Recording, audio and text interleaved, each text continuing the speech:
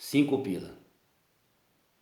Tudo 5 pila. Ó, passou para outro vídeo, viu? Passou para outro vídeo. Presta atenção. Esse é o outro vídeo, tá? Passou a outro vídeo. Vamos no outro vídeo agora, hein? Esse já vamos dar em dois. Então tudo será igual. Os governos da terra passarão a mim. E eu governarei todos os mundos. Tanto os invisíveis e os materiais visíveis. Apoiadores do governo de direita de Benjamin Netanyahu, aqui é Netanyahu, viu? É Arro, não é Yahu, tá? Esse nome aqui não tem nada a ver comigo. Yahu é diferente de Yahu. Yahushua. Yahu é diferente de Yahu. Eu sou Yahushua. Nada tem a ver comigo esse nome, tá? Nada a ver. Não precisa de ter raiva de Benjamin Netanyahu por minha causa, não. Se você tem, não precisa de ter, de mim não, porque não tem nada a ver comigo esse nome. Que se opõe à criação de um Estado palestino, vem Herzl como pai de um sionismo fortemente nacionalista. Então, eles adotam o Herzl como um pai, um patrono do sionismo, fortemente nacionalista. Para eles, o jornalista estabeleceu as bases do retorno à Terra Prometida, de acordo com o relato. A Terra Prometida não é lá, gente. A Terra Prometida é aqui no Brasil, onde estou. Aqui é a terra que manda leite e mel. Não é lá. Por favor. Aqui eles já tiraram a riqueza nossa mesmo, né? E criaram a Europa, criaram a Europa e colocaram as outras nações, né, para servir a Europa. Lá é o lugar de grandes orgias, grande desfile de moda, Mônaco, né? Stephanie Mônaco. Lugares afrodisíacos, onde o pobre ou escravizado vai para o campo trabalhar e eles exportam as melhores frutas, os melhores alimentos para eles lá, o ouro e a prata para eles. Eles nem imposto pagam de nada. Então estamos servindo a esses cães gulosos. É para quebrar isso tudo, é para rachar tudo. No meu governo acaba-se com isso. A Europa vai ter que plantar, nada vai entrar aí tão fácil. Vai ter que trabalhar, vai ter que pescar, vai ter que plantar. Não vai explorar mais de ninguém. Para eles, o jornalista estabeleceu as bases do retorno à Terra Prometida, de acordo com o relato. A Terra Prometida é o retorno, né, do Estado de Israel. E a Nakba, a destruição dos nativos da terra. Que terrível, hein? Invasores, não podem.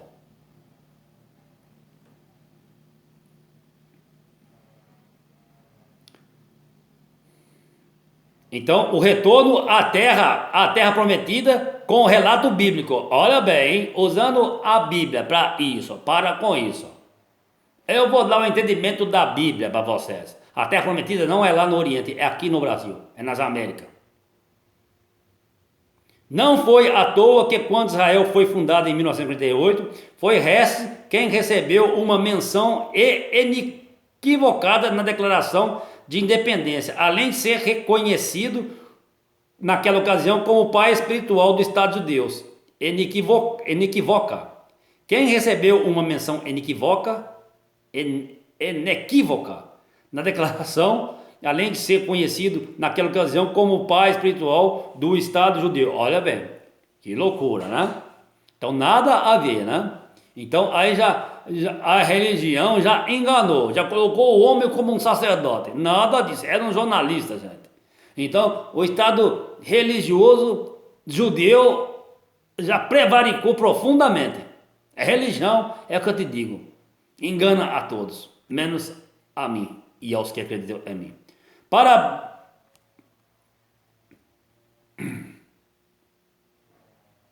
Essa é a faceta mais relevante do livro, assim como a mais atual no contexto da guerra com o Hamas. A imaginação de Herzl sempre foi de um Estado puramente judeu. Então, aqui são meus monarquinhos que dão a opinião deles, né? Não vou citar o nome deles, por favor, tá? Mas muito obrigado pelo seu trabalho. A opinião deles, né?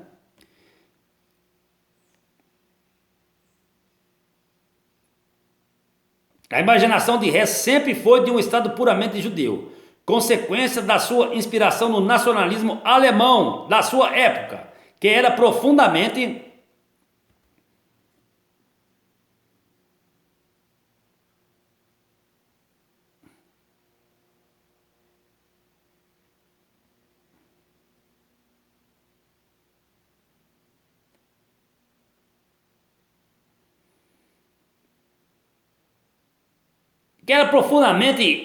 isso é culturalista na Alemanha, gente.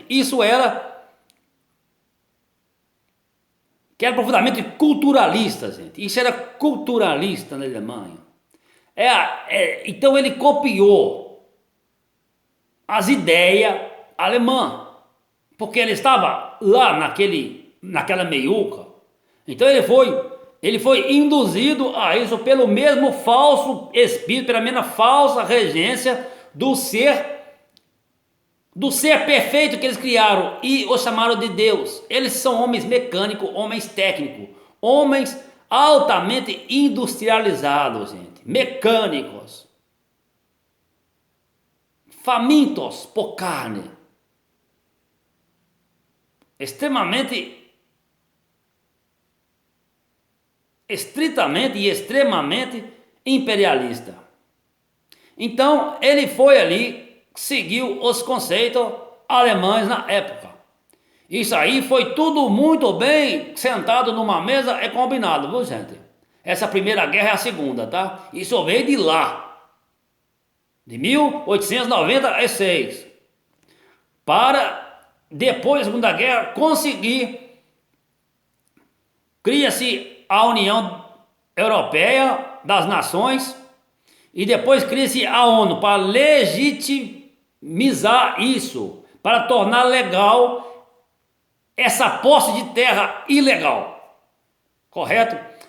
A existência de um Estado pluriétnico como o Brasil, os Estados Unidos, África do Sul é impensável desde o dia 1 do sionismo. Desde o dia 1 do sionismo. Então, é impensável. Eles são arianos ao extremo. São os melhores. Então, eles não aceitam se misturar. Eles não querem verdadeiramente se doar a ninguém. São extremamente egoístas. É isso que virou a Nakba. Tragédia. A expulsão dos palestinos do território. E agora esse conflito que existe, gente. Esse conflito que existe. Isso é guerra política. Mas quem está sofrendo são os pobres e necessitados. Então tem que se mudar isso. A gente não pode aceitar isso para beneficiar os pensamentos de poucos que nascem lá no século passado, há 2 séculos atrás, gente. Século 20, né? Século 21, século 21, século 20 e no século 19. Se nasceu no século 19, início do século 20, não podemos aceitar isso, que essas ideias retrógradas lá de trás venham a imperar no seio da humanidade. Não podemos aceitar isso.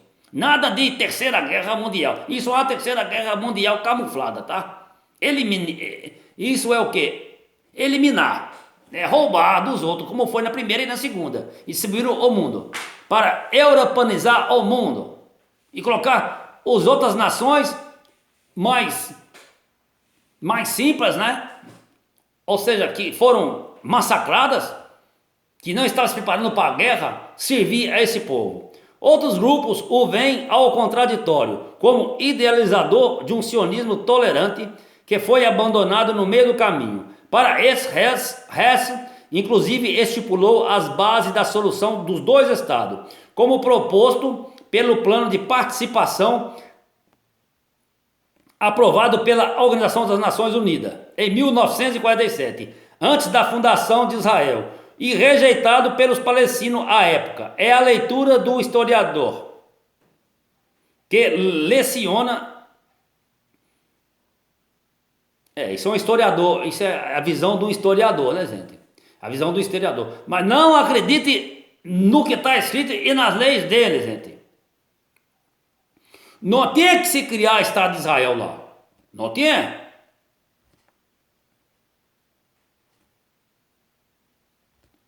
Não tem que criar.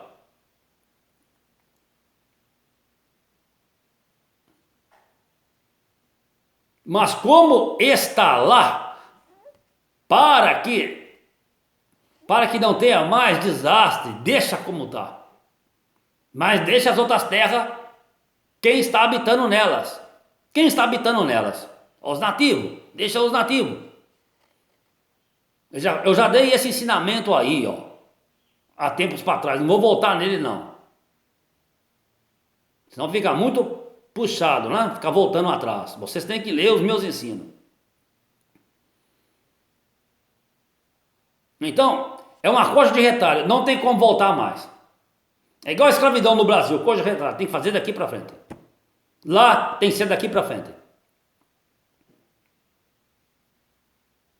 Hoje, gente, toda nação tem visto. Se eu quero daqui ir para a África, não é tão fácil. Se eu quero os Estados Unidos, não é tão fácil. Se eu quero ir para o Japão, para a China, não é tão fácil.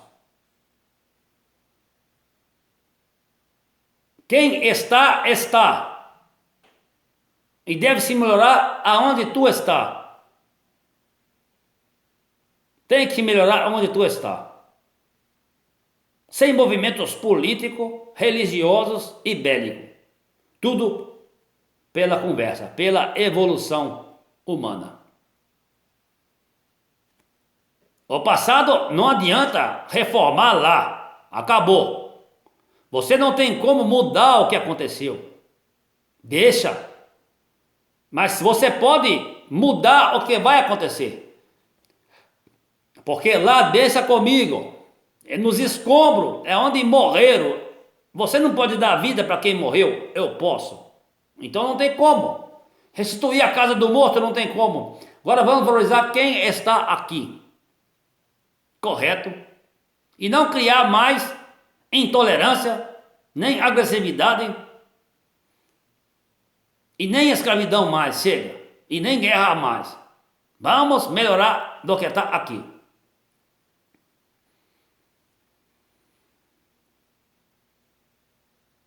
Hetzes, como diz aqui o comentário, é um ótimo exemplo de uma arquitetura de memória. Foi arquitetado para ser o fundador de Israel, com base em uma ideia de organização de neutralidade como alguém que se identifica com todas as correntes. Os anti-sionistas usam a imagem dele hoje para depreciar o sionismo. Olha para você ver. Então tá, vamos lá, analisa. Já para os árabes e palestinos, Hetzes é um dos principais responsáveis pela Nakba, pela tragédia. Como eles chamam a criação de Israel como a consequência, expulsão e fuga cerca de 700 mil pessoas da região à época. Ele tinha o mesmo discurso colonizador que os países da Europa Ocidental da época.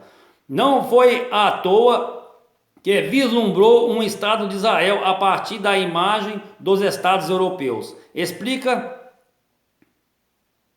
né?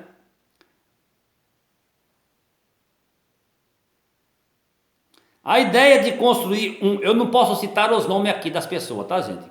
A ideia de construir eu estou citando porque é uma pessoa que descansa e em respeito à memória dele, eu estou lendo o que ele deixou.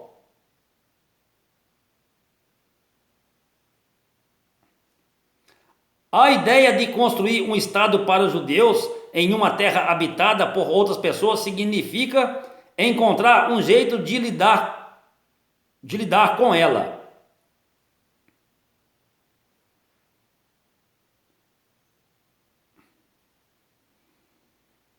Muitos historiadores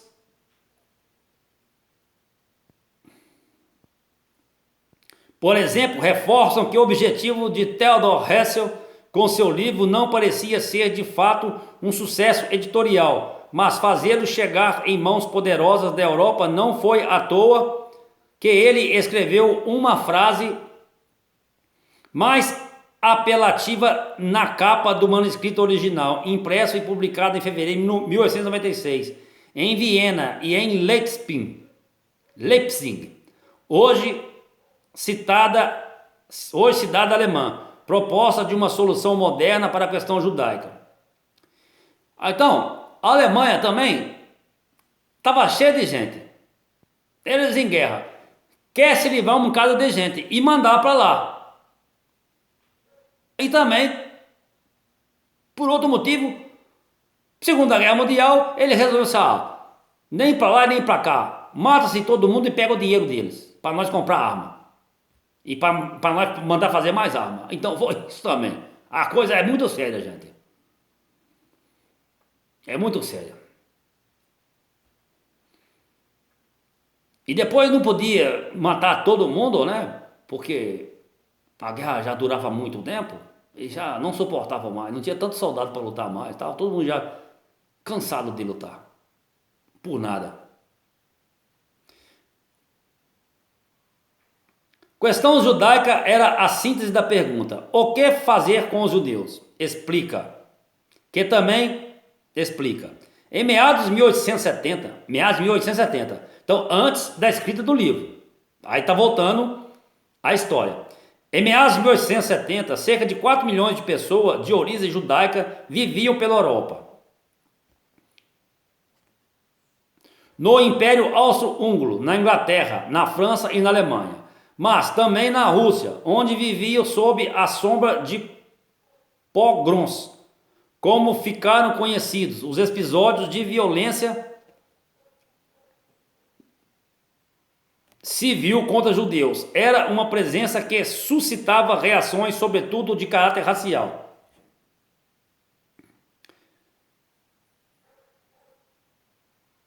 Reza estava menos preocupado com o Estado em si, que seria criado, mas com a forma como ele o funcionaria. Ele se importava com o mecanismo que os judeus usariam para ir em direção a um futuro Estado e como essa estrutura estatal seria erguida, afirmou. Não havia tantas alternativas à questão judaica. De um lado, correntes liberais defendiam a inserção deles nas sociedades europeias, tornando-os cidadãos. De outros, movimentos de esquerda reforçam um caráter operário para atraí-los aos nascentes projetos revolucionários. Em paralelo, grupos cresciam significativamente. Eu não posso dar opinião aqui, porque não dá tempo. Tem muita coisa aqui, muitos filmes que passam na minha cabeça, muitas mensagens, muitos escritos que eu poderia estar aqui conectando a vocês, mas não posso, senão não dá tempo. Eu tenho pouca memória no celular ali. Em paralelo, grupos cresciam significativamente em vários países do continente, vociferando que os judeus precisavam ser, antes de tudo, excluídos. Foi o início, ao menos no discurso do Holocausto, que assassinou 6 milhões de judeus na Europa entre as décadas de 1930 e 1940, em meio à Segunda Guerra Mundial. Hess não chegou a vê-lo, embora tivesse se assustado muito com seus movimentos iniciais, ainda no século anterior na França. Então, ele não viu isso. Por isso, ele não morreu. Adiantou? E onde não morreriam? Se estivesse aqui no Brasil, na Terra Prometida. Os que estiverem aqui não morreram. Eu sou um que vim para cá. Então por isso que lá não é a Terra Prometida. Eu guardaria os meus, não deixaria passar por isso. Mas foram enganados pelos governantes e pelas religiões. Foi o início, ao menos no discurso. No discurso do Holocausto, que assinou 6 milhões de judeus na Europa entre as décadas de 1930 e 1940, em meio à Segunda Guerra Mundial. Hess não chegou a vê-lo, embora tivesse se assustado muito com seus movimentos iniciais ainda no século anterior na França. Mas o sionismo nunca foi um movimento único.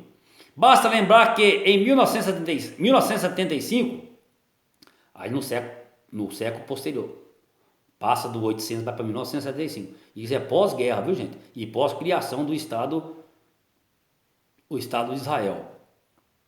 Israel, eu vou dizer, não tem nada a ver com Yalshuru, que é o meu povo, tá, gente? O meu povo, ele foi guardado aqui no Brasil. Basta lembrar que em 1975, do Dragão, tá? Que fez aliança, uma semana, um tempo, ele foi muito benéfico, né? E depois ele roubou, matou e destruiu. Isso aí é o monstro, gente. A besta. Isso aí é o Império Europeu, municiado por Roma. Basta lembrar que em 1975, alguns anos depois da Guerra dos 6 Dias, dos 6 dias, a ONU tentou coordenar uma aceitação internacional contra qualquer forma de antissemitismo, mas a reunião acabou do avesso, com uma resolução apoiada pela União Soviética e por países árabes e aprovada por 72 países, com 35 votos contra 32 abstenções, afirmando que o sionismo como movimento e como ideia equivale ao racismo e à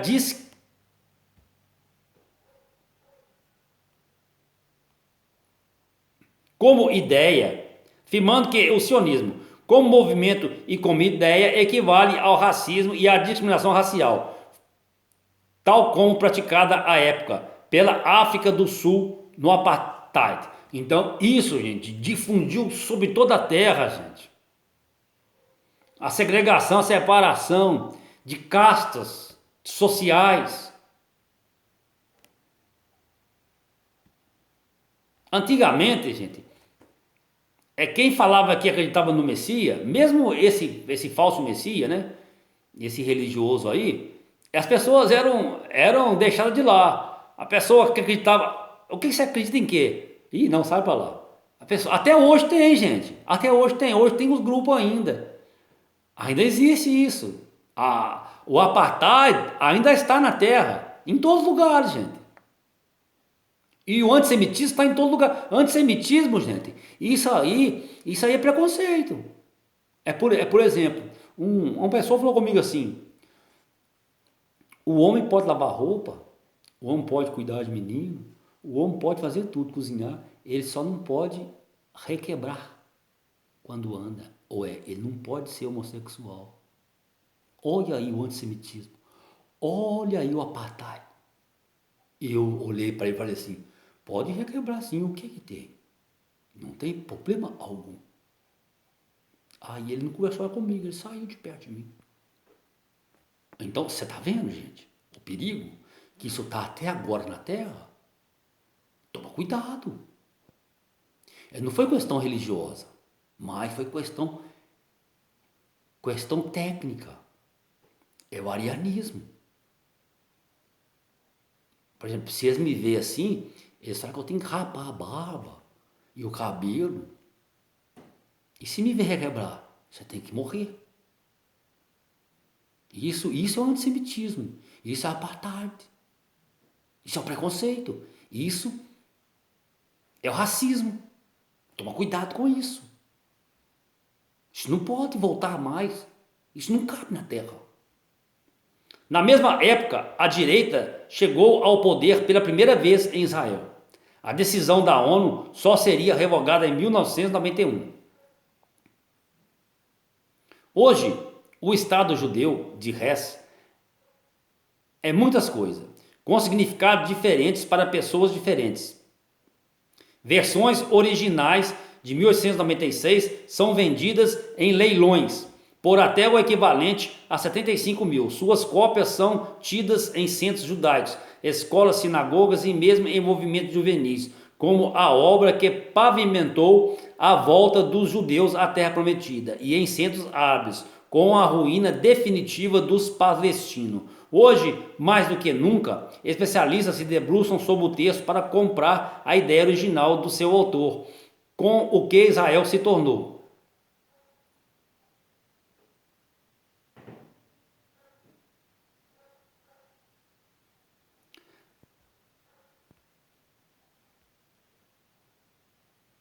Aí vamos lá para Paris, gente. Vamos lá para o jornalismo em Paris. Até ser convidado pelo prestigiado jornal vienense Neue Freie Presse para ser correspondente em Paris em 1892, a questão judaica não era totalmente central na vida de Theodor Hess. Porém, naquele final do século XIX, o antissemitismo na capital francesa era muito mais intenso do que em Viena, lá no Austro-Húngaro, no Império Austro-Húngaro. Pequenos jornais publicavam textos abertamente antissemitismo. Um deles, La Parole, fora fundado apenas com esse objetivo. Enquanto reuniões em cafés da cidade se tornavam pouco a pouco um movimento político consistente. Em 1893, em meio a relatos esparsos de violência contra judeus nas ruas, Hess admitia uma preocupação mais profunda. A questão judaica não é nem nacionalista nem religiosa, é uma questão social, escreveu no Neue Freie Presse. Não havia muitas respostas no horizonte, e nos anos que antecederam o Estado judeu, Hess transitou por 3 delas. Em um primeiro momento, defendeu uma assimilação à cultura europeia pela conversão ao cristianismo. Depois passou meses advogando por um movimento sintético do judaísmo como religião, até que, com o livro em mente, mergulhou na ideia tão nova de que a solução da questão judaica era sim de caráter nacional. Esse é um aspecto definitivo para entender os efeitos contemporâneos do livro, na visão de Bruno Huppert. Hess, desculpa, eu falei esse nome, tá? Aí, tá? Não era para falar. Isso é a questão deles lá, não posso. Hess era um austro-húngaro. Então, Hess era um austro-húngaro. Tá? Nem israelita ele era, é austro-húngaro, gente. Tava lá. E eu não tô aqui em Brasil, eu sou um Yehudim. Eles falam judeu, eu sou um Yehudim. Eu não sou um estado político, eu sou um estado humano. É diferente. Hess era um austro-húngaro com forte influência alemã. Então, ele tem influência alemã. As ideias de guerra estavam lá.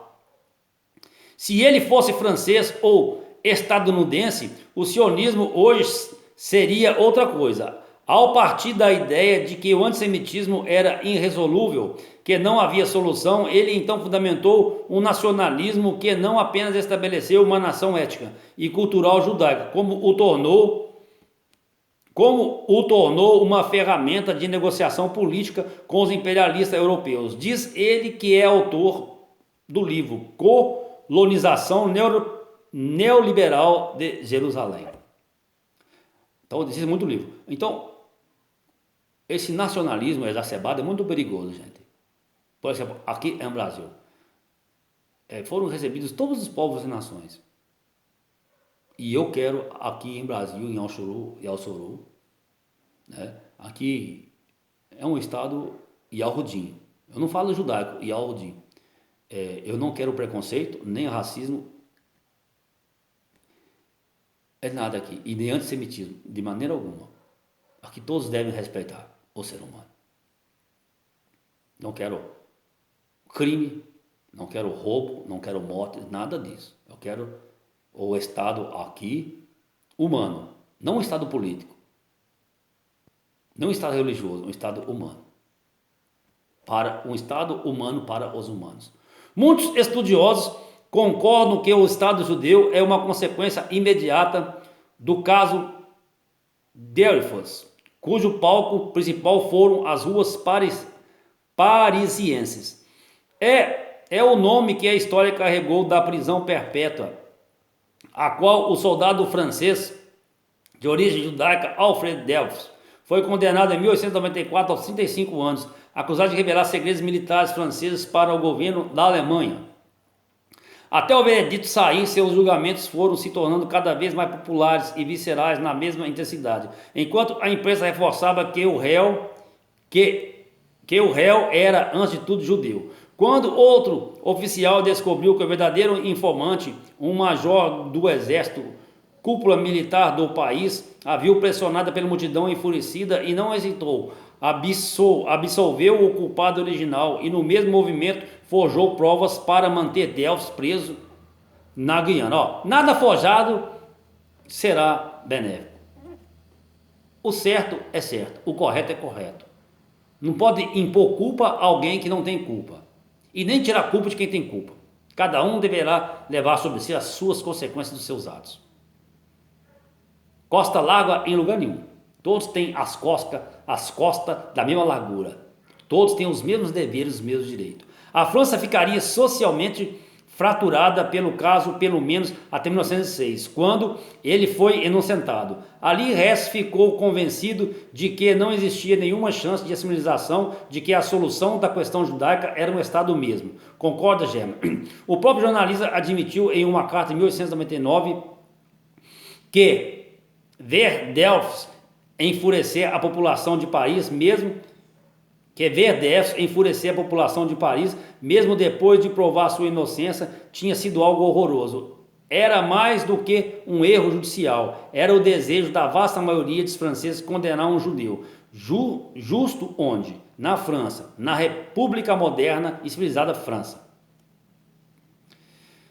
Após a fundação do Estado de Israel, os restos mortais de Hess foram transferidos do túmulo em que foi sepultado em Viena, retrata aqui, para Jerusalém. Então, ele foi levado para Jerusalém, em honra a ele, né?